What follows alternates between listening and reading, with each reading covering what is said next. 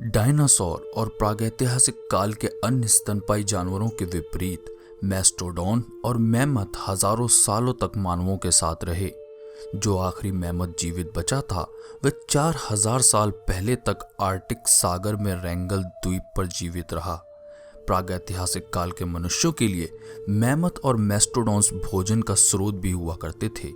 हिमयुग के मैमथ उस समय के रहस्यों को खोलते हैं। इनसे पता चलता है कि हिमयुग में उन स्तनपायी जीवों का जीवन कैसा था।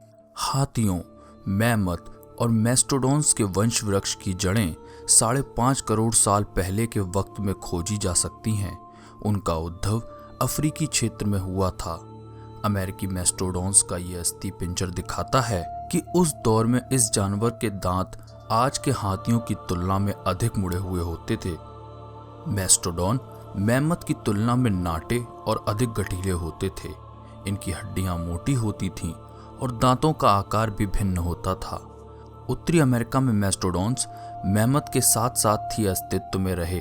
क्योंकि दोनों के खान पान की शैलियां अलग थीं, इसलिए उनके बीच खान पान को लेकर कभी प्रतिस्पर्धा नहीं रही। अनुमान के मुताबिक एक मैमथ एक दिन में 226 किलो पेड़ पौधे खा जाते थे। मैस्टोडॉन के दांत के सिरे नुकीले होते थे, जिनसे उन्हें किसी टहनी को छीलने या कुरेदने में सहूलियत होती थी, जबकि मैमथ अपने दांत का इस्तेमाल पत्तियों और घासों को पीसने के काम में लाता था। ये मैमथ का नुकीला दांत है, कुछ किसी अंगूठी की तरह। मैमथ के दांत साल दर साल कई स्तरों में विकसित होते थे। वैज्ञानिक मैमथ के दांत का परीक्षण करके ये पता लगाते हैं कि मौत के वक्त उस मैमथ की उम्र कितनी रही होगी। बेबी वूली मैमथ ल्यूबा 40,000 साल पुरानी है। यह अब तक खोजे गए मैमथ में सबसे बेहतर ढंग से संरक्षित रहा है। वैज्ञानिकों की एक अंतर्राष्ट्रीय टीम ने ल्यूबा की खोज के बाद उसके मौत के कारणों की जांच की और डीएनए का विश्लेषण भी किया। ल्यूबा की सूंड उसकी मौत के वक्त टूट गई थी।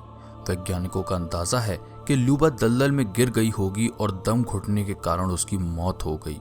ल्यूबा के अध्ययन से हमें यह सीखने को मिलता है कि मैमथ किस तरह से बर्ताव करते थे, वे किस तरह दिखते थे और क्या खाते थे। मैमथ और मैस्टोडॉन्स अपने रहने की जगह दूसरे जानवरों के साथ भी साझा किया करते थे। उनमें से कई अब लुप्त हो चुके हैं।